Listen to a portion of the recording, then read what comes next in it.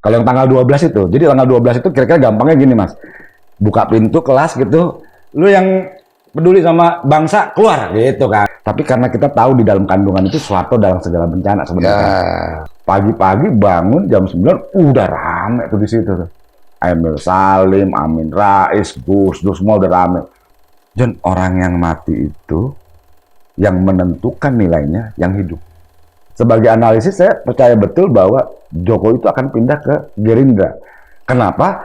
Karena dia sadar bahwa Gibran sebagai wapres itu nggak punya kekuatan politik apapun. Orang di Indonesia tuh kalau jahat apapun bisa bertahan. Yeah. Caranya apa? Nyapres. Atau kira-kira berpolitik. Dengan berpolitik mereka akan jauh dari penjara, jauh dari hukuman. Orang misalnya bilang, mana mungkin PKS sama PDI kan pernah.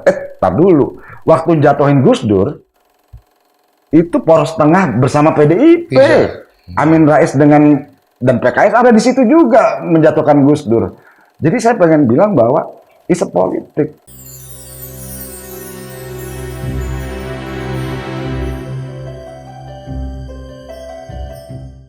Sobat Forum, kita kembali di Menolak Lupa, sebuah program di Forum Keadilan Channel, di mana kita mencoba mengingat kembali ketika negeri ini di situasi yang kelam, tanpa demokrasi, HAM diinjak-injak, termasuk praktek KKN, korupsi, kolusi, dan nepotisme menyebar kemana-mana bagi cancer. Apakah hari ini kita kembali lagi ke situasi itu? Itu yang kita selalu bahas di Menolak Lupa. Kali ini kita dengan Bung John Muhammad, seorang yang dulunya aktif di mahasiswa Trisakti. Ya. Nah, Bung John, sebelum kita kembali flashback, bisa ceritakan nggak, Bung John sekarang ngapain aja nih? Sekarang gua arsitek. Arsitek, sebagai profesional. Terus kalau rencana lah ya, planning. Iya. Rumah sih, banyak rumah ya. Terus habis itu kalau organisasi dua aja, Ikatan Arsitek Indonesia, tapi Jakarta, lalu sama Partai Hijau Indonesia. Ya, kadang-kadang lihat arsitek ya. Partai Hijau. Partai Hijau Indonesia. Sudah ikut pemilu? Enggak, tahun ini kita enggak lagi. Tahun kemarin enggak lagi, tahun ini enggak lagi. Sampai kapan enggak lagi itu? Kayaknya 2009 harus maju lah. Harus maju ya. Memang kalau lihat arsitek ini seperti seniman. Jadi kita supaya jelas ini seniman apa arsitek gitu kan. Nah, Bung John, sampai pada jadi profesi arsitek ini, Anda dulu jadi aktivis itu kenapa? Kecelakaan sih semua. Kecelakaan? Iya, jadi kalau saya kan dulunya lagi kerja, terus ada geng tongkrongan, terus ngajakin untuk jadi nyalon sebagai ketua himpunan. Nah, terus saya menang cuma 3 suara. Habis itu ada momen 98. Karena saya dipilih di himpunan mahasiswa arsiteknya tuh 97-98. Nah, dari situ baru saya aktif di Senat Mahasiswa. Senat Mahasiswa. Nah, kebagiannya tuh memang pas. Saya kebagiannya bagian pengabdian masyarakat. Karena memang waktu ketua terpilihnya ngajak saya join sebagai kepengurus, saya bilang saya hanya mau kalau misalnya isu-isunya kemasyarakatan. Dia bilang oke, kita kasih lo jabatan sebagai bidang ya, di bawah bidang. Stafnya tahu siapa, tapi kalaupun kecelakaan, apa yang buat Anda punya semacam minimal feeling ya, akhirnya mau menjadi ketua himpunan, aktif di Senat Mahasiswa? Apa pemicunya apa? Karena cewek cantik ketuanya atau gimana? Enggak sih, kalau itu memang ada rivalitas angkatan, ada bukan rivalitas, kompetisi yang cukup sehat sih menurut saya di klinik Universitas Trisakti, terutama di arsitek gitu, di arsitektur, jurusan arsitektur. Jadi setiap angkatan tuh kayak pengen memberikan sesuatu pada himpunan, memberikan sebuah warisan, ya kemajuan gitu-gitulah. Jadi lebih ke sana sih. Ada panggilan lah ya. Ada panggilan. Tetap ada panggilan. Meskipun peristiwa jadi ketua kecelakaan lah. Ketuanya kecelakaan. Karena sebenarnya saya pengennya kerja aja gitu kan. Nah, setelah itu terjadilah momen 98. Atau sebelum itulah. Sebelum itu Anda merasakan nggak suasana pada waktu 97-98 itu, apa yang Anda rasakan? Suasana di kampus itu? Ya kebetulan karena saya sempat sekolah di Medan. Nah, kos-kosannya di komplek USU. Jadi waktu saya SMA, saya ngekos di komplek USU gitu. Oh, jadi kumpul mahasiswa sejak SMA ya? Jadi bacaan tuh udah bacaan kuliahan sih, Madilog, apa, Wow, Sogi, segala waktu macam. SMA? Waktu SMA udah selesai tuh. Makanya saya waktu SMA udah akrab sama isu politik, dan waktu itu di Medan lagi chaos-chaosnya isu SDSB. Oke. SDSB itu kan sebenarnya penolakan terhadap praktek haram dan halal ya. Tapi karena kita tahu di dalam kandungan itu suatu dalam segala bencana sebenarnya. Nah, itu teman-teman aktivis yang tua ya, abang-abangan kita tuh udah punya konsep lah, nyelipin bahwa ini ada problem nih kan. Cuma dulu spanduknya masih Sudomo. Iya. Nggak berani nyebut Soeharto. Sudomo. Suatu dalam segala bencana. Tapi memang di situ saya udah kenal. Tapi memang levelnya level dengerin, bawain minuman, gitu ya, beliin mau mana kayak rokok, gitu aja sih kalau anak SMA kan, ikut acaranya mahasiswa kira-kira begitu. Jadi begitu saya masuk kuliah Trisakti, terus terang itu nggak ada ruangnya kan. Trisakti kan kampus yang sangat apa ya, borju lah kalau saya bilang, borju banget pada sama dengan kampus saya di Surabaya dulu. Jadi kerjanya main aja, jadi memang ruang itu nggak pernah muncul, tapi begitu keadaannya datang, ya saya siap. Saya siap banget gitu. Ketemu momennya ya, momentumnya. Ketemu momentum. Lalu apa yang Anda lakukan ketika momentumnya tiba itu? Jadi memang kalau Trisakti agak terlambat. Kita teman-teman di UGM udah demo, UI udah demo besar-besaran. Nah, kita belum ngapa-ngapain aja gitu. Nah, saya didesak sama beberapa mahasiswa, teman-teman semahasiswa untuk kemudian kita bikin yuk mimbar kayak di UI gitu, tapi di tingkat jurusan aja. Minimal kan kita punya taman tuh, taman arsitek kan gitu. Nah, saya datang ke otorita minta izin pakai taman arsitek itu untuk orasi atau mimbar bebas terhadap kondisi politik hari ini gitu.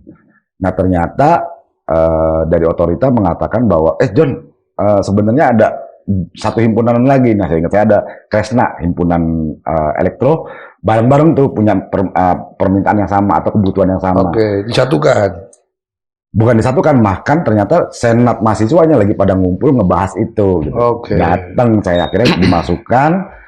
Setelah dimasukkan sama Hendro, ketua senatnya waktu itu, sama wakilnya Iwan gitu, saya diberikan tugas untuk sebagai kayak semacam think tank gitu, jadi lembaga pemikirnya gitu, untuk membaca masalah, terus kemudian apa yang harus dilakukan.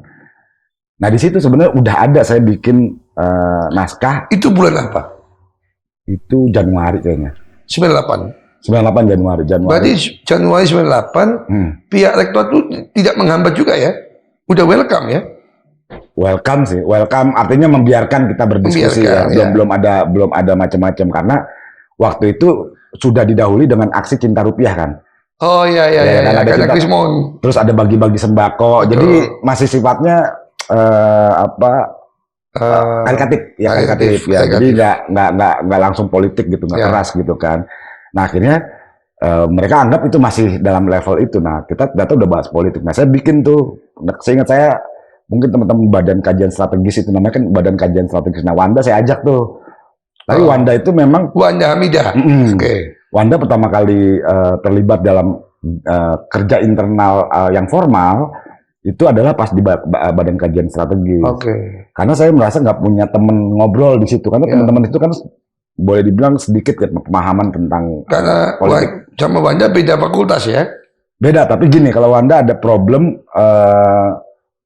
apa istilahnya ya, mengelola supaya dia nggak liar. Jadi gini, senat mahasiswanya tuh lamban banget ngambil keputusan. Mahasiswanya udah pada ikutan demo di mana-mana. Senat mahasiswa Fakultas Hukum. Enggak, senat mahasiswa seluruhnya. Universitasnya. Nah, itu sementara mahasiswanya bahkan udah keleleran gitu. Nah, termasuk Wanda tuh udah berapa kali datang ke UI gitu, udah demo di mana-mana gitu. Ada beberapa. Maksud Bung Joni, Wanda terlalu berani. Iya. Saya bingung dengan kata liar itu, bingung saya. Tapi dulu ada istilahnya begitu. Iya. Istilahnya liar ya. Nah, jadi ini anak-anak udah pakai jaket Trisakti loh. Gimana gitu? Terus saya bilang, lu jangan lo lawan, saya bilang kan. Masa mau dipanggil, mau diomelin gitu kan. Jadi mereka ternyata udah bikin namanya kelompok studi Trisakti, Oke. KST. Jadi mereka ada semacam kelompok politik sendiri lah gitu. Nah itu saya ajak semuanya tuh, Alex, terus Ya. kemudian gengnya teman-teman hukum, ekonomi, ada satu mesin juga Eryo gitu. Jadi memang kelompok ini cukup besar dan memang sangat mengerti, paham isu politik. Udah ngerti tuh. Ketika orang masih ngomong turunkan harga, sebenarnya harga di kepala kita adalah Soeharto dan keluarga gitu kan, kalau kita kan gitu.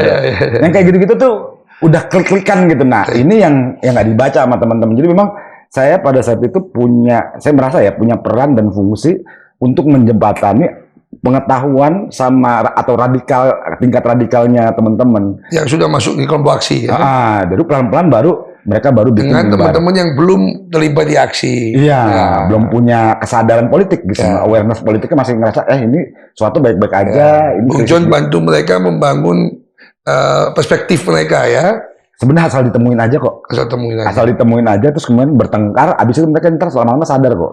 Bung John, kebetulan Bung John ini tadi menyebut dari kampus yang dalam tanda kutip di stigma Boju. Iya, iya. Di kalangan aktivis yang di stigma Boju itu, menurut Bung John ada bedanya nggak dengan kampus lain? Atau sama juga pendekatannya? Beda sih, beda. Beda ya? Bedanya di mana? Bahkan saya sempat ngajak, kan kakak saya di Unisba. Oke. Dia udah demo-demo berapa kali. Bandung. Anak Bandung udah rame lah ya. Tapi Unisba juga liar tuh ya. Iya galak tuh emang. Galak juga. Galak dulu.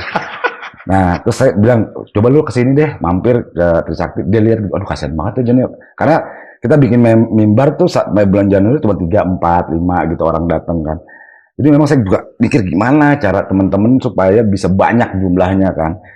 Nah pelan-pelan tuh mulai kita belajar dari semua kesalahan-kesalahan ya atau kekurangan-kekurangan kita. Nah salah satunya sebenarnya adalah yang kita dibantu banget sama laporannya Gatra. Jadi Gatra itu apa itu? Coba kita ingat. Ya, jadi Gatra itu memotret semua gerakan mahasiswa pada saat itu, kemudian melaporkan, memberikan catatan lah bahwa di situ juga udah muncul namanya Dayat di UGM, terus UI si Ramang Pratama gitu kan. Nah di Trisakti, tapi Trisakti jadi contoh yang buruk gitu loh. Jadi kita punya spanduk waktu itu spanduk keprihatinan gitu kan. Nah itu emang anak-anak rese kan. Jadi yang turunkan harga lipstik, turunkan harga pelek gitu-gitu. Nah dipoto tuh sama Gatra gitu kan. Dipoto sama Gatra, terus kemudian dijadikan satu liputan khusus. Dan liputan khusus itu kalau kita baca tuh contoh jeleknya Trisakti gitu ya. Nah itu sama teman-teman marah kan. Wah tersinggung. Saya bilang jangan. Nah saya sama beberapa teman fotokopi, gunting, saya kirim ke himpunan-himpunan. Terus saya bold gitu, saya kasih dulu apa sih istilahnya Stabilo mereknya, saya kasih Stabilo terus saya kirim gitu. Saya nggak tahu apakah itu atau faktor Alia. Saya harus ingat ada Alia. Faktor Alia itu apa? Jadi gini, kita demo gagal terus, atau mimbar tuh gagal terus. Gagal tuh artinya gagal. Alia nama orang? Alia Rohali. Oh, Alia Rohali. Putri Indonesia. Putri Indonesia waktu itu ya? Ya itu menurut saya satu move juga yang penting dalam demo yang pertama yang kemudian rame. Oh ini baru banyak orang tahu mungkin ya? Oh ya, Alia orang berani itu menurut saya. Orang berani pada saat itu untuk naik ke panggung dia pertama dia. Dia naik ke panggung? Naik ke panggung. Mengkritiki Soeharto pada saat itu. Oh ya? Iya. Oh. Jadi boleh tuh dia diundang. Tapi gini, poinnya adalah saya pengen bilang akibat Alia berani memacu yang lain. Saya nggak tahu, tapi kan gini. Pertama Bung John kasih ledekan itu ya? Ya, saya bagi-bagi beberapa hari sebelumnya kan. Lalu yang kedua, Alia tampil. Kita nelpon atau ngobrol sama lu bisa nggak naik? Terus kita akan perkenalkan Putri Indonesia. Saya tuh pengen sebenarnya satir ya. Saya pengen bilang ini Putri Indonesia aja yang kira-kira feminin. Yang biasanya begini doang ya. Feminin aja tuh keras. Masa lu pada nggak mau turun sih yang dari atas? Jadi benar. Pas kita panggilkan Putri Indonesia tahun berapa ya? Tahun 98 mungkin waktu dia tahun. Dia mungkin Putri Indonesia terlama. Karena kena reformasi kan? Nggak diganti-ganti kan? Oh, setahu saya. Boleh begitu ya? Oke. Tapi boleh selama itu ya. Perpanjangan periode. Oke. Kok jadi ke sana. Tapi intinya si Alia begitu Alia naik itu rame minta ampun Bang. Rame banget. Abis itu kita mau menaikin anak-anak yang cuma baca puisi, udah kumpul. Mau semua. Berani semua. Ngumpul semua di situ. Makanya Anda sebut faktor Alia ya. Faktor Alia. Menurut saya faktor Alia sama faktor itu yang kemudian sentimen. Kalau ini kan sentimen ya. Surat itu kan begitu kita kasih itu atau apa potongan Duh, dia kan satu fakultas sama Wanda ya, Pak dia. senior. Oh, senior ya. Wanda 95, Alia 94. Sangkatan sama saya. Sangkatan sama saya. Di hukum juga ya, Di faktor hukum. hukum juga. Jadi menurut saya ada dua faktor itu, tapi di luar itu memang kita harus akui kerja keras masing-masing fakultas untuk kemudian manasin kan di tiap-tiap fakultas kedokteran, semualah. 9 fakultas itu semuanya kita Minimal ketua-ketua himpunan, ya ketua-ketua himpunan. aktivis senat yang laki-laki malu lah. Ya gitu. Malu. Jadi abis Alia baru tuh dosen baru mau Dosen apa, mau. terus kemudian kepala S2 mau gitu kan. Jadi memang kayak gitu rumusnya beda. Ini mulai kapan nih? Mungkin Februari, Januari. Februari sebelum sidang umum. Ya, Februari, Maret, April gitulah. Ya Maret April lah ya pasti. Setelah sidang umum lah. Saya lupa, terus terang saya lupa antara Februari atau Maret atau April. Pokoknya kita itu di bulan Mei itu. Jadi kalau kita semua tahunya 12 Mei gerakan gede itu sebenarnya gerakan yang pertamanya. Turun ke jalan sebesar itu tuh baru kali itu. Baru itu kita bisa shutdown, Mbak. Keluar dari kampus. Bukan hanya keluar kampus tapi mimbar bebasnya kan dari pagi tuh. Ya. Itunya aja itu udah paling terbesar itu. Baru pertama kali. Jadi sebelumnya kecil gitu.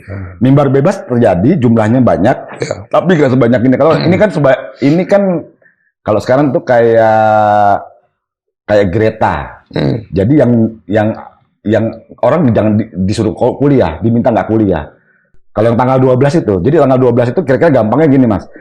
Buka pintu kelas gitu, lu yang peduli sama bangsa keluar gitu kan, kita kan kayak gitu kan, terus dosennya juga ngasih gitu kan. Jadi buka pintu, soalnya Pak ada apa ya, saya mau ngasih tahu aja nih, saya dari senat, kita mau ngasih tahu, pengecut lu semua kalau nggak berani gitu loh, gayanya gitu loh gayanya. Masuk kelas langsung begitu masuk ya, kelas ini. tarik semua keluar. Nah, atau nyuruh beberapa informal leadernya lah biasa kita.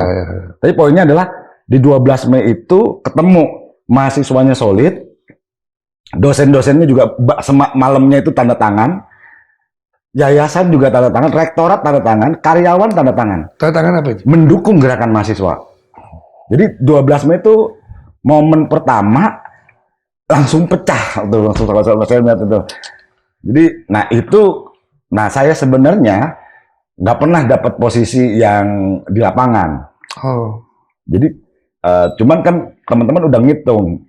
Ini udah pernah jadi korlap, ini udah pernah Jon lu konsep mulu lu gitu kan, anak-anak bilang gitu kan. Udah lu ambil yang 12 Mei ya gitu. Saya lihat 12 Mei itu kan settingnya adalah persiapan atau pemanasan kita menghadapi 20 Mei. Masih ingat nggak tanggal 2 Mei kita ribut di agak-agak bentrok tuh sama aparat di Salemba kan. Kita udah gerak tuh kan sebenarnya, terus tembak-tembakan di IKIP ya kan. Jadi kita udah saling berjejaring, situ udah kenal Forkot, FKI SMJ itu udah kenal tuh di situ. Cuman kita sendiri di internal menganggap itu adalah pemanasan. Walaupun misalnya demonya keras, pemanasan bagi kita itu saya ada rangkaiannya, bahkan ujung rangkaiannya adalah Lokakarya Nasional. Yang nantinya akan muncul jadi reformasi 6 visi reformasi itulah kira-kira gitu ke depannya. Tapi saya udah bikin rangkaian itu. Jadi saya nyiapin konsep, ini kan tanggal 12 cuman pemanasan, saya pikir boleh juga ya. Udah gue cobain deh jadi korlap gitu. Bung Jon korlapnya tanggal 12. Tanggal 12. Dan habis itu saya nggak mau lagi. Saya kalau diajak gitu, lu mau ntar ada yang meninggal, gue bilang gitu. Karena gue jadi sekali korlap langsung pada, gue bilang sial amat. Baru pertama kali korlap langsung korban ya. Banyak banget korban. Tapi, nah itu yang menarik. Banyak kali korban? Ya. Bukannya 4? Enggak. Yang tembakan peluru itu ada belasan Mas. Tapi yang mati itu 4. Yang lainnya apa? Yang lainnya luka, cacat, ada yang cacat. Oke.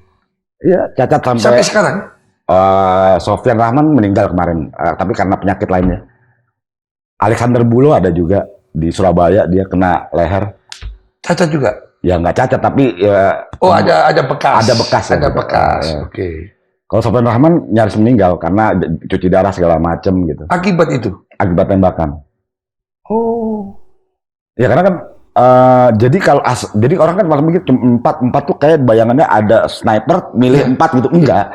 Itu sebenarnya jumlah pelurunya mungkin puluhan yang tajam itu. Bahkan Ya, saya nggak berani bilang ratusan ya, tapi saya yakin karena yang tertembak belasan kan, yang tertembak luka peluru tajam itu belasan. Dan peluru nyasarnya yang tajam ya, peluru tajam yang nyasar ke tembok, ke Itu kaca. di tengah-tengah demonstrasi atau di akhir demonstrasi? Ya pas chaos, pas kita ditembakin. Setelah selesai? Setelah selesai, setelah selesai. Oh, 17.15. Oke. 17:05. Jam 17:05 kan, gitu, prak gitunya kan. Oke, tahan dulu Bung John. Ya, silakan. Kita lanjutkan segmen berikutnya.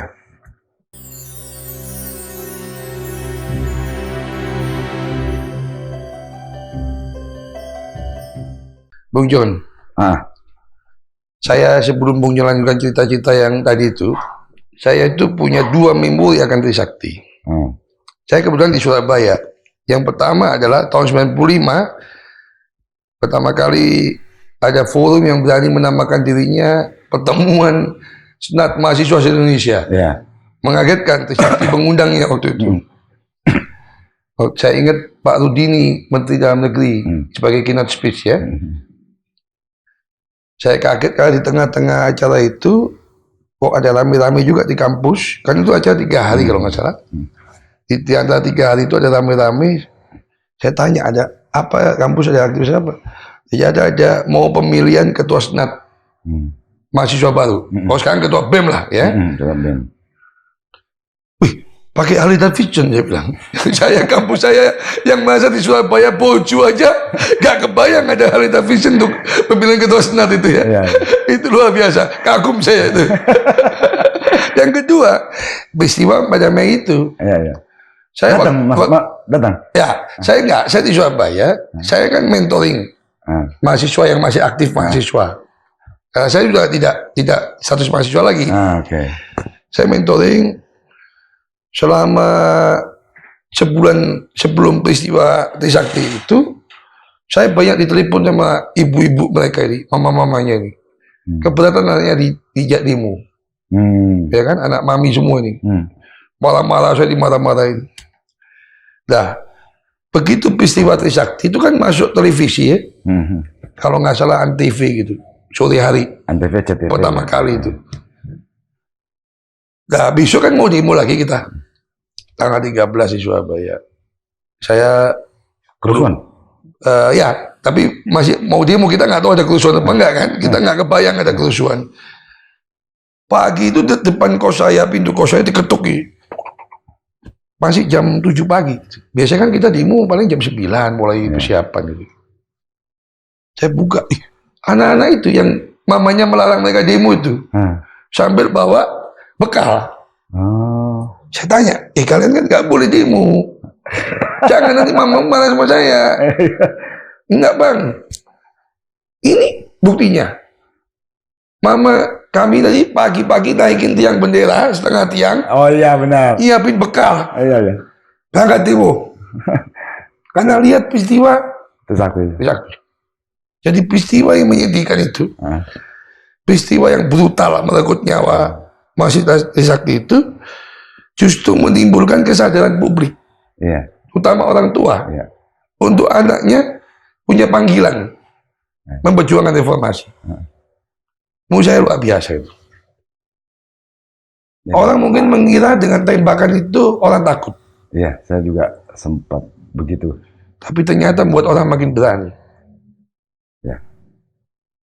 Dan ketakutan itu menurut saya wajar ya. Bahkan pasca penembakan jumlah itu kan nggak tahu ya. Ada yang bilang 12 orang, ada yang bilang yang mati ya, ada yang bilang 12 orang. Terus saya kan sebagai korlap karena saya nggak tahu harus kemana dan tidak menyiapkan diri kalau ada peristiwa itu mas ya.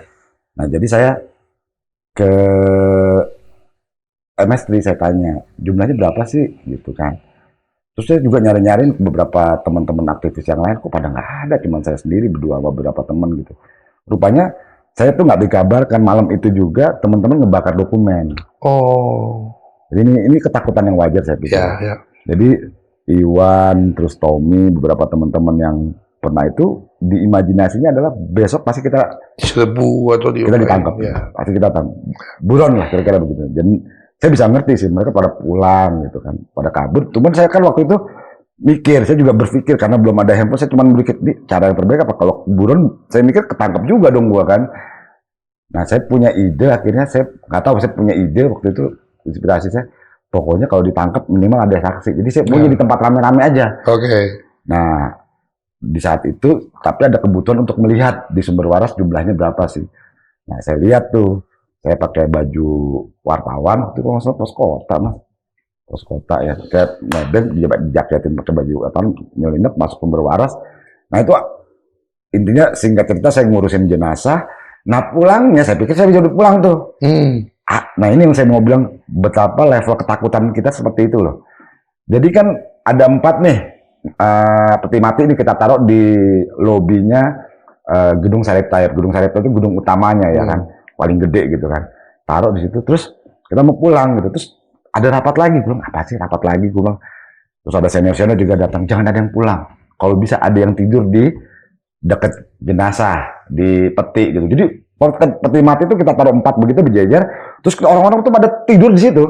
Ada yang bergantian gitu. Apa sih maknanya? Maknanya tuh bayangin, kita sampai takut jenazah itu mau dicolong. Iya. Jadi level ketakutannya tuh Luar di tanggal biasa. 12 malam itu selevel itu, karena kita percaya bahwa rezim Orde Baru pada saat itu bisa melakukan apapun. Iya. Jadi bisa, kalau nggak ada buktinya kan selesai. Kalau jenazahnya nggak ada kan nggak pulang. Oke juga nih. Akhirnya saya nggak pulang. Pagi-pagi bangun jam 9 udah rame tuh di situ tuh. Emil Salim, Amin Rais, Gus Dur semua udah rame. Udah lain ceritanya. Udah cerita takutan itu udah nggak ada di situ. Kehadiran ya tokoh. Tadi saya tokoh iya, tapi jumlah orang yang kemudian berkabung bersama kami itu luar biasa, dan buat saya itu adalah point no return. Ya, kita nggak bisa balik lagi. Meskipun setelah itu terjadi kerusuhan. Iya, meskipun setelah kerusuhan, saya pikir undangan FKSMJ untuk ngumpul di IKIP gitu ya, untuk kemudian kita menduduki DPR, tapi lewat ketua-ketua senat dulu yang ngumpet atau nginap di sana, saya ikutin. Saya bilang, saya juga ikut membantu bahwa dalam diskusi kita harus ikut. Kita mati harus ada harganya, maksud gua harus kita perjuangkan gitu. Ya udah, akhirnya teman-teman mengambil peran itu, walaupun kalau di kita agak lucu sih. Jadi kalau teman-teman kan mungkin datang gitu ya, terus nginep gitu kan. Nah kalau kita enggak, kita evakuasi malam-malam. Saya kalau ditanya, lu ngapain sih evakuasi mulu John? Sakit gitu. Bos gua 4 orang meninggal bos, gua bilang. Gue males banget kalau ada masalah lagi, sedih banget mas. Tapi ya itu yang gue anggap keren itu adalah Mas Romel, bahwa menular, keberanian itu menular. Betul. Dan bahkan di tengah, sebenarnya kan kerusuhan itu adalah upaya untuk membungkam kita kan. Iya betul. Untuk menakut-nakuti kita. Iya, untuk membungkam karena supaya kita nggak melakukan lagi. Lu bayangin nih, gara-gara kemarin jadinya kerusuhan, lu jangan demo lagi, kira-kira gitu kan pesannya. Kita jalan terus, dan itu menurut gua keren, dan di situ thanks untuk masyarakat pada saat itu ya. Karena kita datang di tiap jalan itu juga dilulukan gitu kan, terus jalan terus kita gitu, jadi mahasiswa jalan terus gitu. Jadi buat saya sih itu yang membesarin hati kita ya. Betul. Mungkin kalau kita di dalam kampus pusing atau ragu, ada ketakutan, tapi kalau udah keluar kampus ngelihat warga yang begitu berharap pada kita ya, kayaknya ya nyali kita berlipat ganda lah kira-kira gitu. Betul. Kalau tahun 66 ada Arif Lakman Hakim, dan di tahun 98 ada peristiwa 4 Mahasiswa Trisakti, dan lebih ya tadi yang punya katakan, yang juga luka-luka dan akibatnya menimbulkan penyakit, itu yang harus kita juga, bukan untuk kita sekedar romantis atau kita sekedar memancing kemarahan ya, tapi kita coba mengingat bahwa momen-momen itu adalah suatu yang jadi belajar kita untuk lebih terus mengingat agar kita nggak kembali lagi setback, karena ada pengorbanan yang besar, tidak hanya darah dan air mata, tapi nyawa melayang juga. Itu kan sayang kalau itu terus kita balik terus. demokratis, balik lagi nggak demokratis, demokratis nggak demokratis. Itu kan jadi persoalan kita. Dan kita nggak ingin anak-anak kita ngalami sama dengan kita. Kalau bisa mereka lebih bebas, lebih berkreasi, tanpa perlu untuk melayangkan nyawanya. Ya, jadi waktu saya terlibat dalam upaya penyelesaian kasusnya Trisakti itu, kan kadang-kadang kita manusia suka ada lelahnya ya. Ya, ya. Lelah, terus kemudian ada satu masa frustasi. Ya, ya. Nah, saya pernah ngeluh sama Cak Munir gitu kan. Cak, jadi kadang-kadang kita udah kehilangan apa? Ini apa sih jadinya tujuan, Cak? Ngapain sih kita begini? Maksudnya gitu, saya ngeluh tuh, ini kita nih akan gimana sih gitu kan? Panjang banget waktu saya diskusi itu. Sampai kapan gitu kan? Ya, jadi saya waktu diskusi itu posisinya adalah pengadilan militer sudah selesai, tapi rasa keadilan nggak didapat. Lalu yang kedua, undang-undang HAM-nya belum ada gitu, undang-undang pengadilan HAM-nya belum ada juga gitu. Jadi memang perangkatnya apa nih, mau menghajar atau rasa keadilan itu terpenuhi. Nah, ada satu kalimatnya mungkin Cak juga pusing gue kasih pertanyaan gitu, tapi Cak menurut jawabnya saya ingat banget, bagus banget. Jadi gini, John, orang yang mati itu yang menentukan nilainya yang hidup. Jadi itu kata-kata yang gue pegang. Jadi artinya apa? Segala tafsir pada kasus pelanggaran HAM, terutama Trisakti, Semanggi I, itu ditentukan sama orang yang hidup. Nah, dalam hal itu kan ada orang yang punya keyakinan yang berbeda terhadap peristiwa itu. Nah, kemenangan tafsir ini yang harus kita perjuangkan, John. Jadi kayaknya Munir pengen ngomong ke gue, lu jangan sekedar ngelihat pengadilan HAM-nya terjadi atau enggak. Tapi kalau ada generasi lu di bawah yang masih mau berdemo untuk membela kasus di masa lalu, itu udah keren banget. Ya kan? Ya. Jadi kita kadang-kadang nggak kurang ya. Gue sih ngerasa teman-teman nggak berapresiasi pada adik-adik yang punya pikiran yang masih, wah, ada yang bilang kan, udah usang lu kayak apa ada aja zaman itu gitu, atau adu eksistensi lah. Oh, cuma 5 tahunan. Iya gitu kan. Ya. Tapi enggak, menurut saya. Nah, kalau nggak diingatkan terus, bagaimana? Tiap 5 tahun juga pelakunya muncul terus. Iya, benar. Gimana? Yang salah yang muncul aja, yang nggak tobat kan, apa yang kita yang meneriakan. Kenapa mesti ada nih di kotak suara ya? Iya. Lu yang mancing kita, kira-kira gitu. Betul.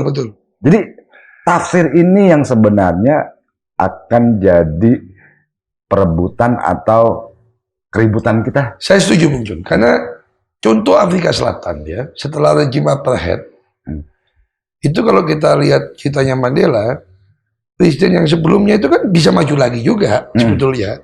Dia cuma mengakhiri rejim apartheidnya, tapi kan dia menolak maju. Karena dia melakukan namanya rekonsiliasi. Dia mengungkap kebenaran, mengaku bersalah, timbul kesadaran, minta maaf, dan tidak terlibat lagi. Gitu. Itu bentuknya yang kita kejarkan itu, supaya bukan benci, tapi supaya jadi pembelajaran bagi setiap generasi kita ke depan. Jangan pernah kamu lakukan itu, selesai karir kamu. Nah, bahkan gini, saya tertarik kalau kita ambil referensi Nelson Mandela. Banyak orang nggak menyadari bahwa Nelson Mandela itu menerima Nobel berdua. Ya. Jadi dia bukan sendiri, tapi dia bersama seorang presiden namanya F.D. de Klerk. Iya. Berdua. Kenapa dibuat begitu? Karena pengadilan HAM itu membutuhkan kejantanan ya, kebesaran hati lah. Kebesaran hati dari kelompok yang melakukan. Betul. Jadi ternyata panitia Nobel menghitung bukan hanya korban, tapi pelaku. Dan bahkan kalau kita ngelihat kisahnya F.D. de Klerk, hari itu dia dihujat oleh kelompoknya sendiri, kelompok kulit putih kan. Gila lu bongkar semua aib kita gitu kan. Tapi F.D. de Klerk punya pikiran, kalau nggak diputus, kita akan panjang. Nah, saya bukan nggak pernah menawarkan ini, atau saya sering kalau misalnya ditanya, lu ngapain sih John? Nyebut, lu punya persoalan apa? Saya nggak punya persoalan sama Wiranto, saya nggak punya persoalan sama Prabowo gitu ya. Kalau kita sedang menyerang mereka dan menyerang tanda kutip meminta pertanggungjawaban mereka. Tapi yang saya pengen bilang gitu, kita bukan karena kita benci sama Prabowo, dia kagak punya urusan, tapi kalau dia maju dan berbesar hati, datang ke pengadilan HAM untuk mengatakan apa yang sebenarnya, saya pikir negara ini kelar. Tadi kan, yang FD de Klerk tadi, sampai bahkan tidak mau maju, pada peluang menang dia ada. Iya, ada. Ada. Iya. Karena dia sadar ini harus. Bayangin kalau Pak Prabowo atau Pak Wiranto mundur melakukan ini. Gitu. Iya. Udah menyelesaikan semua. Dan masuk dalam buku sejarah kita yang sangat elegan, sangat heroik. Tapi kan enggak. Saya bahkan ketika ada teman-teman yang gabung nih, kan teman-teman kita banyak yang gabung ke sana kan. Saya kasih itu konsep. Bos, lu ngapain bela-belain terus mengatakan bahwa Prabowo bukan pelanggar HAM? Ngapain? Nih gue kasih genuine nih barang nih. Ada lagi yang bilang tugas negara. Iya. Kebacut tuh saya bilang. Jadi maksud saya, bos, kalau lu mau punya peran dalam isu penegakan HAM Indonesia, lu rayu dia untuk maju pengadilan HAM. Tapi kan nggak kejadian. Berhenti, sadar. Saya tunggu di, artinya saya udah kasih pesan itu ke beberapa teman, 2-3 teman yang saya pikir punya kunci untuk bisa masuk ke Hasim atau lewat manapun. Tapi saya tunggu di debat itu nggak ada. Berarti clear, orang ini benar-benar ingin mengubur kasus pelanggaran HAM. Dengan kata-katanya. Iya. Bukan pengakuan, katanya. Iya. Oke, kita masuk segmen berikutnya.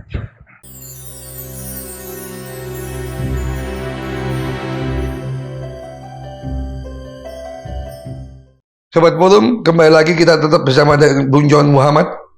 Kita John. Panggilannya John. John ini nanti kayak pelawak. Saya juga nggak ngerti, tapi orang tua saya manggil dari kecil. Dari kecil gitu ya. Bung John. Kira-kira apa pelajaran yang bisa kita petik di proses atau kejadian semacam itu yang Anda alami itu?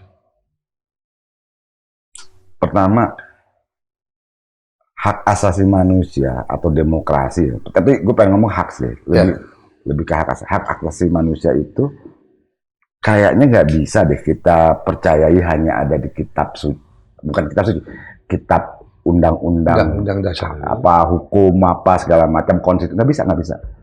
Artinya saya pengen bilang bahwa itu dirobek bisa, dibakar bisa. Jadi memang dia akan direbut-rebutin, dia akan dicoba diganggu gitu. Nah memang yang bikin dia hidup kalau ada kita terus teriak. Setiap hari kita teriak soal apapun. Tidak boleh lelah. Misalnya nih dalam kasus daerah khusus Jakarta. Itu kan hak kita diambil tuh. Tiba-tiba yang gubernurnya bisa dipilih sekarang dengan rencangan undang-undang baru itu gubernur kita ditunjuk. Gubernur DKI Jakarta ditunjuk DKJ ditunjuk sama presiden. Dan kita harus teriak. Kita teriak lagi dan memang jadi kalau ada yang bilang kita teriaknya 5 tahun, enggak, gue mah tiap hari gitu. Ada masalah, kita ada simptomnya, ya kita jadi alarm. Mungkin ketemu speakernya 5 tahun. Iya. Tapi kita baru tiap hari. Kalau mereka baru masang di tempat istana itu tiap Kamis. Tiap Kamis. Bu Sumarsi kan. Iya. Dengan beberapa teman aktivis HAM. Jadi kayaknya. Nah ini ciri khas yang belum tobat. Menganggap kemisan itu hal yang kecil kan. Iya. Benar-benar. Jangan dikecilkan, itu suatu yang berarti. Dan berapa tahun coba mereka ini? Dan nggak pernah putus. Iya, berapa tahun coba? Bayangin. 2000, zaman SB itu saya ingat. Iya. Kalau pakai APBN nggak putus, saya percaya. Ini pribadi ini. Iya. Di tengah kesusahan, kesedihan, mereka tetap tiap Kamis. Iya. Bahwa kita belum mampu mewujudkan bersama-sama mereka, itu lain persoalan. Kayaknya penting itu. Bahkan kan kalau saya pikir dalam situasi yang kayaknya kita jadi minoritas banget, kok sedikit banget sih orang yang punya kesadaran mendadak teman-teman kita kalau bahasanya Suwogi jadi pelacur gitu kan, pada berkhianat gitu. Kalau menurut saya is okay, nggak apa-apa. Justru enak, kalau saya sih merasa senang, happy gini. Kan dengan begini kita jadi tahu teman kita sekarang emang semurah itu gitu kan. Rendah sih saya nggak tahu, tapi murah sih. Kalau saya bilang cheap banget gitu. Lo cuman karena urusan pilpres, lo pakai isu-isu kemanusiaan yang punya dampak yang luar biasa di masa mendatang. Apa sih di masa mendatang? Kalau saya bilang gini loh mas, kasus Rafael Alun, kasus Sambo, Hmm. semua kasus-kasus yang nggak bisa masuk akal kita, itu akan jadi presiden dan mereka tuh selalu akan berlindung atau para penjahat gitu ya, kalau Iya. nanti menjadi penjahat gitu, orang di Indonesia tuh kalau jahat seapapun bisa bertahan. Ya. Caranya apa? Nyapres. Atau kira-kira berpolitik. Dengan berpolitik mereka akan jauh dari penjara, jauh dari hukuman, jauh dari pengadilan. Politik sebagai pelindungan ya. Perlindungan sebagai perisai. Ini kan nggak keren banget. Nggak keren. Jadi di masa mendatang orang-orang kayak Rafael Alun, Sambo pasti akan, atau calon Rafael baru atau Sambo-Sambo baru itu akan tahu caranya. Oh, kalau gua mau jadi apa jahat ya gua harus gunakan politik untuk tidak terlihat jahat. Buat partai Apapun, ikut pemilu apapun, intinya adalah kita. lalu mengajak gabung yang sudah pernah Nah, dilakukan. ini kalau dalam istilahnya Hannah Arendt banal, kita nggak tahu lagi Ya. benar salah tuh nggak tahu. Nggak tahu. Jadi banal ini kan istilah yang muncul ketika orang-orang yang nggak Nazi tapi jadi benci Yahudi di era itu kan. Ya. Jadi kayaknya nggak apa-apa nih kalau gue potong kupingnya, Ya. kira-kira gitu, karena nggak tahu lagi. Betul. Nah itu ancaman kita, Mas. Tadi itu yang istilahnya karena tidak pernah dilakukan penghentian Benar. atau tindakan, sehingga dianggap sesuatu yang salah itu jadi benar. Iya. Dan orang jadi berpikir bahwa bukan hanya nggak apa-apa ya, jangan-jangan asik juga melakukan itu gitu. Itu menyebabkan penyakit psikis bisaan. Karena contoh kan role model, jadi role model dia. Ada juga satu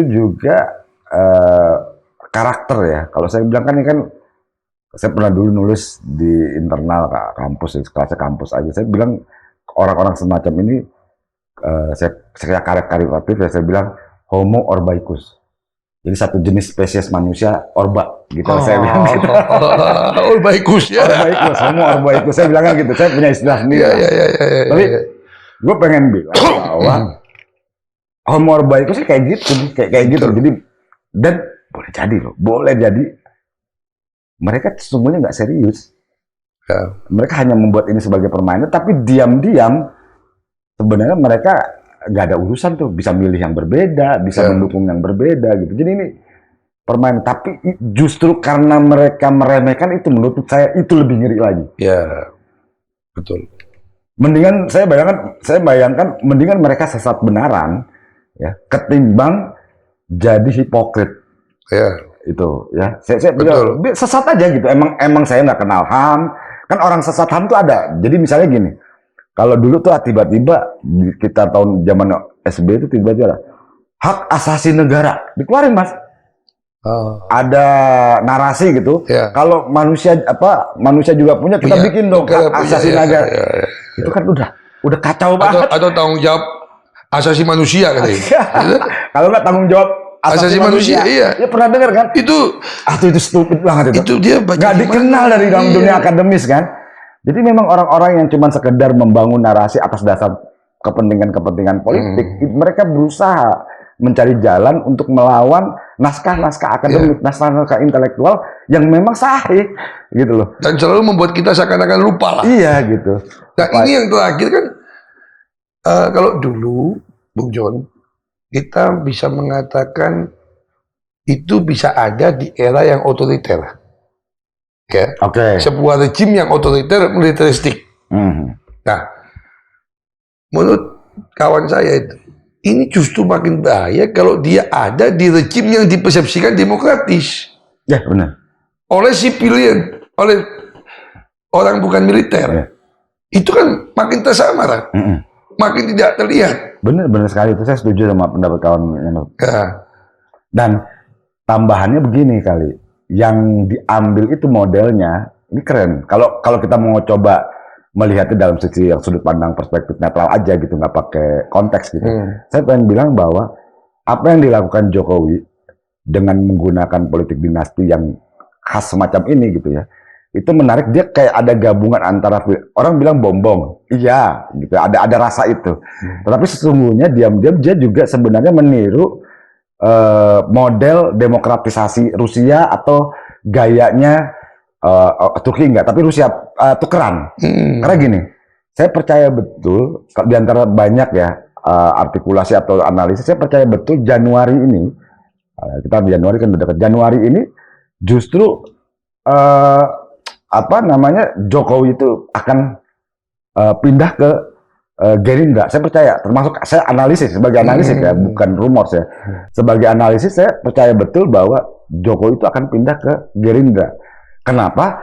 Karena dia sadar bahwa Gibran sebagai wapres itu nggak punya kekuatan politik apapun. Sebenarnya ini kelompok yang sangat rapuh. Anda bayangkan segitu nggak percayanya tuh Jokowi sama koalisinya. Dia harus taruh Gibran, dan segitu tidak percayanya sehingga dia harus taruh Kaisang sebagai PSI sebagai. Jadi saya melihat bahwa upaya yang sekarang ini campuran, eklektik gitu. Saya bilang campuran dari berbagai cara, dan itu menarik sebagai studi tentang kediktatoran, the new dictatorship. Jadi kalau kita mau belajar diktator oleh sipil, iya, new dictatorship-nya ini menurut saya inilah jenis diktator baru. Nah, jenis diktator baru ini yang menurut saya penting untuk kan teman-teman gitu, lu ngomong Jokowi jahat, lu ngomong sekarang kita aja nggak ditangkap gitu. Ya lu bandinginnya sama Orde Baru, bos. Bandinginnya sama situasi demokrasi yang lebih maju, di mana ada hak petisi, di mana ada nota-nota tuh not all of the above. Jadi di beberapa negara kotak kosong itu disediakan di antara kotak-kotak pilihan dan dihitung, Mas. Jadi golput itu dihitung. Iya. Tujuannya apa sih? Untuk mengukur apakah keterpilihan seseorang itu punya legitimasi. Legitimasinya kuat, walaupun nggak membatalkan. Ya. Tapi poinnya adalah ini negara-negara maju udah mikirnya ke sono tuh. Gitu. Nah, kalau kita ukurannya ke demokrasi tahun 98 ke belakang ya pasti gue sih oke. Tapi ini makanya studinya harus dilihat sebagai studi new dictatorship. Jadi Bung John mau mengatakan lebih rumit lagi sekarang kita menilai seorang sosok Prabowo ini karena bercampur dengan Joko Widodo. Iya, betul. Ya kan? Iya. Satu yang dipersepsikan pelanggar HAM, satu yang dipersepsikan sebagai presiden yang dari orang biasa. Biasa. Ya kan? Ya. Nah, cuma yang berbeda saya dengan Bung John, karena kalau saya lihat dasi Pak Jokowi itu kuning. Oh, gitu. Ya kan? Lagi kan ke Jepang ini dasinya kuning. Kuning. Analisis ini ya. Ya, jadi dugaan saya Pak Jokowi itu ambil Golkar. Oke. Digabung sama Gerindra yang ketuanya Gibran nanti. Kalau saya enggak. Prabowo pembina. Nanti bersama Kaisang PSI kan. Plus saya dengar kemarin Bobi memanggil ketua umum PAN itu ketua umum. Ketua umum PAN. Bobi ketua PAN nanti. Ya. Gabungan 4 partai ini meskipun nanti kalah pilpres tetap bisa mendominasi parlemen. Ya, bagian Bobi kita kayaknya kalau Bobi udah kelihatan sinyal ya. Tapi kalau saya kenapa saya pikir dia karena gini, survei terakhirnya pemenang pemilu itu Gerindra loh, 20%. Sementara PDIP-nya masih 18%. Itu survei terakhir ya. Artinya kalau saya sih secara pragmatis gue pegang yang gede dong. Kalau gue jadi presiden ya. Dan ini kan pilihan. Dan kayaknya Gibran tidak dikemana-manain untuk bingung teman-teman PDIP. Dia tetap aja PDIP. Menurut saya itu. Karena apa? Itu penting untuk membuat PDIP terkunci. Nggak bisa ngapa-ngapain sekarang ini. Mau nyelap Jokowi nggak bisa. Karena kader juga. Gitu. Kayaknya semacam itulah polanya. Tapi sejauh ini. Pokoknya apapun yang dilakukan oleh gabungan itu adalah rencana jahat untuk new dictatorship. Itu harus kita itu berbahaya. Berbahaya. Bagi siapapun juga. Bagi siapapun. Apalagi generasi mendatang ya. Iya. Dan kan kita harus ingat bahwa semua ini juga dihubungkan dengan upaya untuk membangun jaminan ekonomi. Ekonomi tapi dalam tanda kutip ada sapi perah untuk oligarkan. Ada IKN, ada PSN. PSN itu udah proyek yang dibagi-bagi buat saya. Itu bisa diperiksa sendiri gitu kan. Jadi udah jelas upayanya ini bukan sekedar kelompok pengen berkuasa secara politik, tetapi kekuasaan. Ya pasti punya motif. merampok Ya, negara. kekuasaan yang masif yang akan dibangun jadi otoritarisme baru itu pasti punya motif. Dan Benar. motifnya pasti ekonomi. Penguasaan di bidang ekonomi. Benar. Oke, kita tunggu dulu. Kita masuk segmen berikutnya.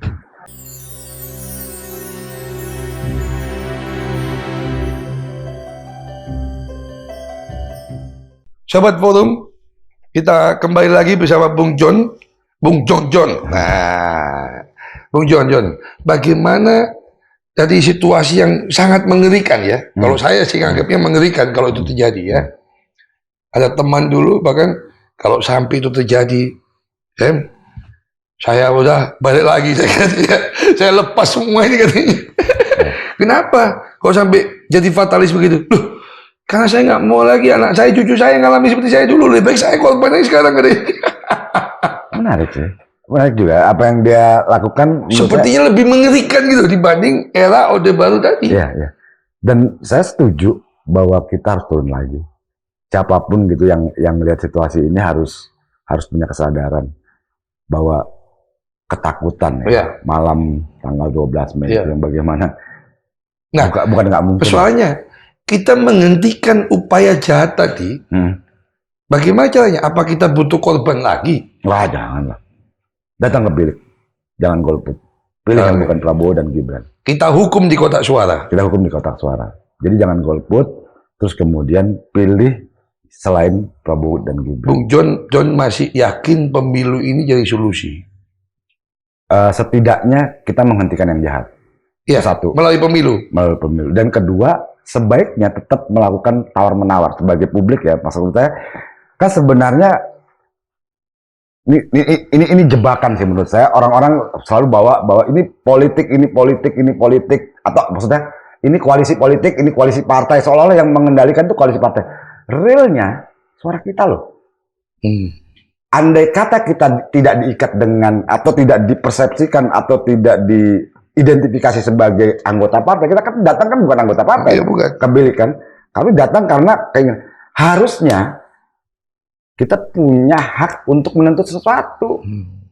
Nah, saya membayangkan sebenarnya ada katakanlah sekian juta masyarakat yang punya hak pilih, terus kemudian melakukan sebuah 4 atau 5 tuntutan yang harus dikerjakan oleh siapapun yang mengalahkan Prabowo Gibran. Saya pikir itu penting. Saya mau tanya, alasan Bung John yakin bahwa pemilih ini akan mampu mencegah melalui pemilu ini apa? Kan banyak orang melakukan. Satu, masalah hasil survei, ya kan? Yang tidak menggambarkan akan mampu menghentikan upaya-upaya ini. Kedua, generasi yang dominan, yang dianggap Y dan Z dominan 56% pemilihnya, yang dianggap juga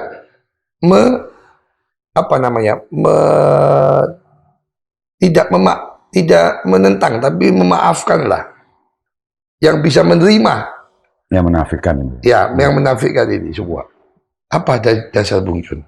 Kalau saya percaya bahwa saya juga ikut membayangkan membangun partai politik karena saya percaya bahwa politik harus diintervensi dan politik itu soal tawar menawar. Saya pikir ya kalau kita ngobrol ya, mundurnya sejumlah menteri di zaman Pak Harto, tidak maunya Cak Nur almarhum ya dijadikan kabinet kelompok tokoh masyarakat lah ya. Soeharto dengan jelas pengen membentuk kabinet reformasi kan, karena gagal kabinet dengan mengundang Nukois Majid, Gus Dur ditolak. Artinya kita nggak sendirian gitu loh. Saya pengen bilang bahwa gerakan mahasiswa saja itu sesungguhnya butuh orang, bahkan ya kita harus sebut gitu, ada orang yang bikin naskahnya untuk mengundurkan diri gitu dengan mencari pasalnya, walaupun ribet lah tapi poinnya adalah kita nggak kerja sendiri. Nah, kita harus percaya bahwa yang kita kerjakan hari ini dalam rangka bukan benci, tapi kita ingin menyelamatkan bangsa supaya praktek ya diktator baru ini harus berhenti. Nah, caranya gimana? Saya pengen bilang bahwa sebenarnya hitungannya saya sepakat tuh. Kan bilang sebenarnya kan kalau kita mau sederhana, Kalau pakai 38% atau pakai 40%, berarti kan ada 60% yang tidak setuju. Itu kekuatan politik gitu. Nah kekuatan politik ini kan cuman nggak gampang juga misalnya melihat 03 dan 01 gitu ya, dengan banyak perbedaan, dengan sejarah konflik yang pernah ada gitu. Tetapi kan bukan nggak mungkin. Orang misalnya bilang, mana mungkin PKS sama PDI kan pernah, tar dulu. Waktu jatuhin Gus Dur, itu poros tengah bersama PDIP. Bisa. Amin Rais dan PKS ada di situ juga menjatuhkan Gus Dur. Jadi saya pengen bilang bahwa isu politik, intervensi sangat mungkin. Nah saya malah membayangkan hari ini ya, kalau mereka sadar kepentingannya, kalau mereka sadar bahwa mereka sebegitu pentingnya dalam perubahan bangsa ini, seorang Surya Paloh dan Ibu Megawati wajib kita ketemukan. Wajib kita ketemukan untuk membuat poros politik yang setia gitu. Dengan agenda baru. Udah lupain agenda-agenda yang kemarin. Yang mereka lagi bawa usung dengan kepentingan personal mereka atau kelompok mereka gitu ya. Udah lupain. Menurut saya, bawa agenda baru. Yang kayak gini nggak boleh lagi. Ini kan upayanya kan serem ya. Kita bayangin aja. Jakarta itu kenapa muncul DKJ? Ini buat saya, tafsir saya. Karena mereka sadar IKN belum ngasilin uang. Jadi apa yang mau mereka lakukan hari ini? Mereka itu tanda kutip rezim Jokowi dan sekarang ini ya. Mereka ingin melakukan apa yang disebut dengan trade off. Jadi supaya gue bisa membangun investasi IKN, gue jual. Butuh aset DKJ. Jakarta. DKJ ini jalan keluarnya. Dan supaya gampang dijualnya, nggak banyak protes, gue tunjuk. Ini kan memuluskan untuk bukan gubernur pilihan rakyat. Bukan pilihan rakyat. Pilihan presiden. Agar mudah diatur oleh presiden. Karena IKN ini juga begitu kan, ditunjuk sama presiden. Jadi menurut saya menang banyak. Siapapun yang menang, itu akan menang banyak. Itu justru bahaya.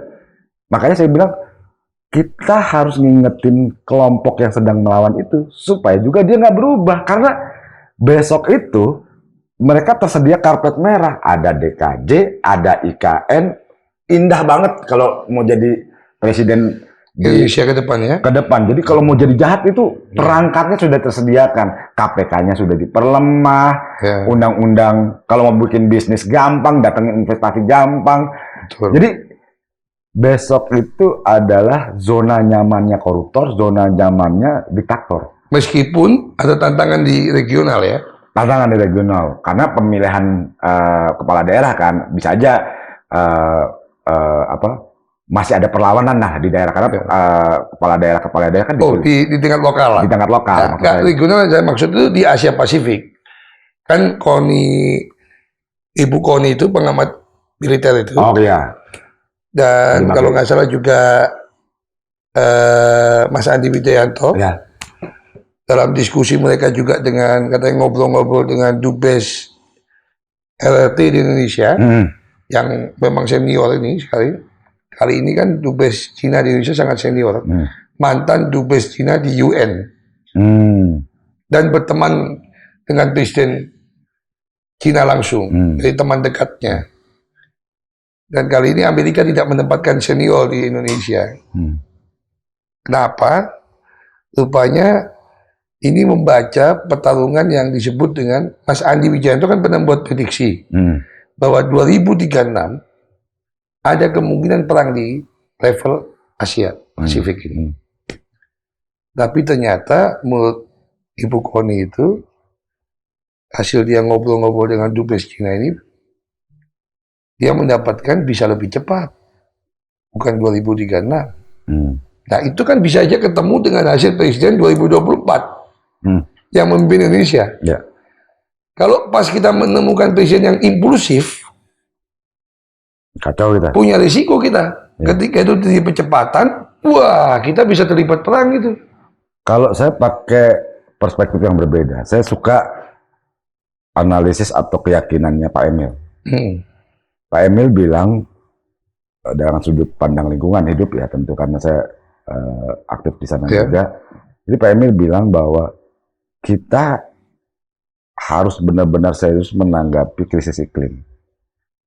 Kalau saintifik bilang 2030 lonceng itu berbunyi. Hmm.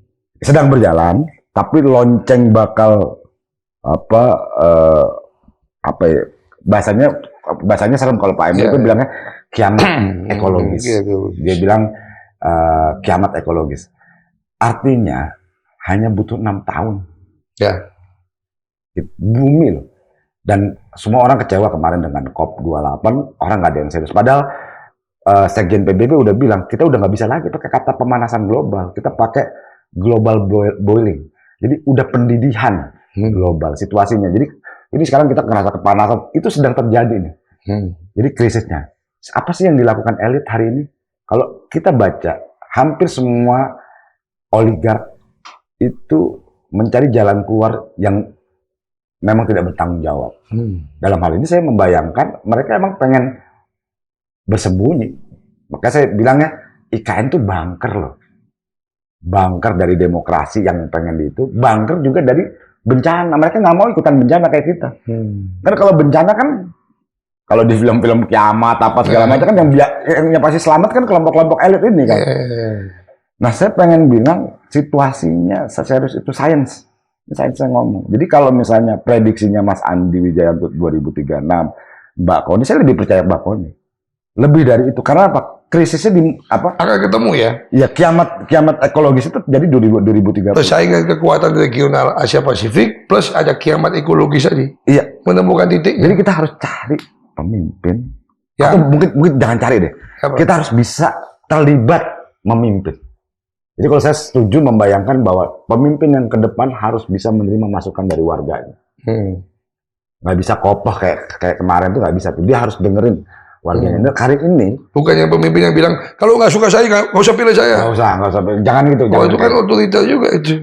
Ya itu mah udah disindarin aja. Bapak ini masuk terus kan. Hindarin aja. Mengasihkan betul ngobrol dengan Bung Jon ini. Kita sampai lupa waktu. Iya, nggak apa-apa. Tapi kita tidak boleh lupa pada sejarah dan masa depan. Lupa waktu boleh. Boleh. Ya, tapi nggak boleh lupa masa depan. Sama masa lalu. Termasuk keluarga. Ya. Anak istri. Jadi banyak. Banyak betul yang nggak boleh lupa ya. Sobat Forum, sekali lagi semoga program Menolak Lupa ini membuat kita selalu ingat bahwa kita manusia yang punya asasi yang harus dihargai dan dilindungi negara, termasuk dengan jalan demokratis dan negara yang bersih dari praktek-praktek korupsi dan nepotisme agar kita tidak mengalami kiamat ekologis. Oh, thank you. Terima kasih. Sampai jumpa. Sampai jumpa. Terima kasih Bung Jon. Sama-sama.